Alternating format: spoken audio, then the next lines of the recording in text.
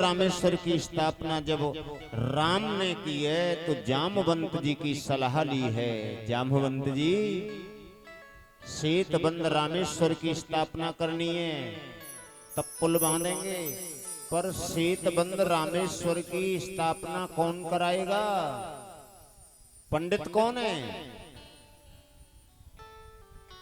तो राम जी ने कहा जामवंत जी से, जामवंत जी, पंडित भी शिव भक्त होना चाहिए और पंडित भी प्रकांड होना चाहिए। पंडित इतना विद्वान होना चाहिए कि उसका कोई ठिकाना नहीं। जामवंत जी, कोई पंडित है क्या? कि हाँ। कौन पंडित है? कि लंका का जो रावण है ना, उससे बड़ा कोई पंडित नहीं है, शिव भक्त भी है। तो जाओ रावण से पूछ के आओ कि हमारे भोलेनाथ जी की स्थापना करोगे? राम जी यज्ञ कराना चाह रहे हैं, पूछे जाओ करके। सीता जी का हरण पहले ही हो चुका था, यज्ञ तो बाद में किया है, स्थापना बाद में करी है, पर सीता जी का हरण तो पहले ही हो चुका था। महाराज जामवंत जी आए हैं। जामवंत बंदर अति बूढ़ा। जैसे ही रावण की सभा में गए ना, तो रावण ने जामवंत से कहा, आइए आइए आइए जामवंत जी आइए। रावण के बाबा के समय के हैं जामवंत जी महाराज, बाबा पर बाबा के समय के, पुलस्त के समय के हैं। जामवंत जी से कहा आइए। बोले जामवंत जी से कह रहे हैं किस लिए पधारे हो, बताओ ना। तो हम तो फरियाद लेकर के आए हैं। बोले क्या फरियाद है? कि यज्ञ करना चाहते हैं हमारे राम जी और सेतबंद रामेश्वर पर, सेतबंद रामेश्वर की स्थापना करना चाहते हैं। आप पंडिताई करोगे क्या? हाँ। तो रावण कह रहा है कि जरूर करूंगा, जरूर करूंगा। बोले पूजा की सामग्री पूरी है? जामवंत जी से कहा कि पूजा सामग्री पूरी है ना? कि हाँ महाराज, पूजा सामग्री पूरी है।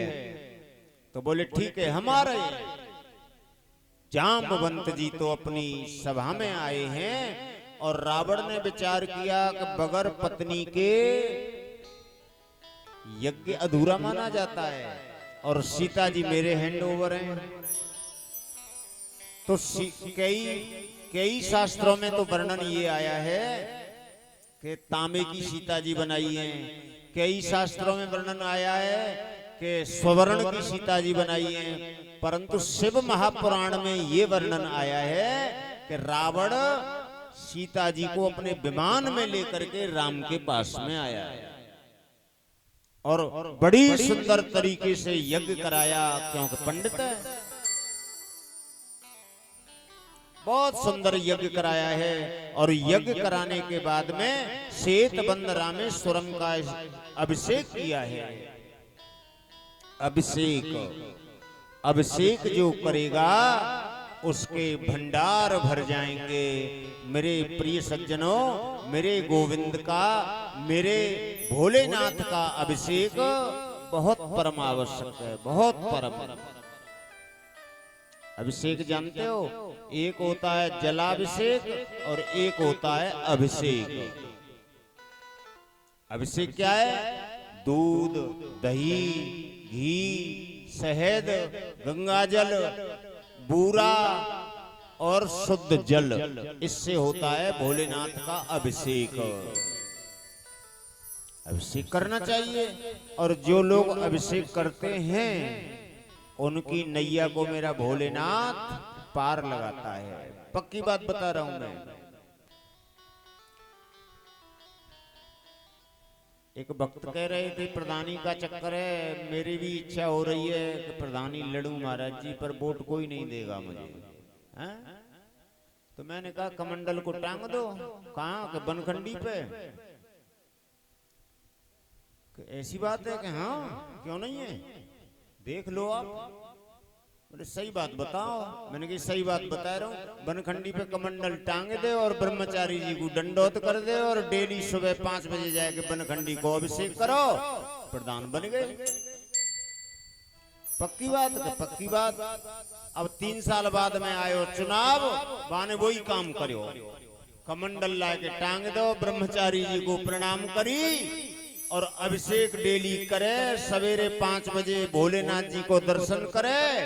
महाराज 1.25 महीना तक ये काम करो कि वो प्रधान बन गो। अब नाम का बताऊं मैं तुम्हें, सब जानते हो। हाँ, फिर कहेंगे कि नाम मन लो, ये भोलेनाथ की कृपा है, भोलेनाथ की कृपा। हाँ, जो भोलेनाथ की शरण में आएगा, जल चढ़ाएगा, उसके ऊपर मेरी कृपा जरूर होगी ही। बोले बनखंडी महादेव की जय आएगा हो। बनखंडी बारे बाबा बन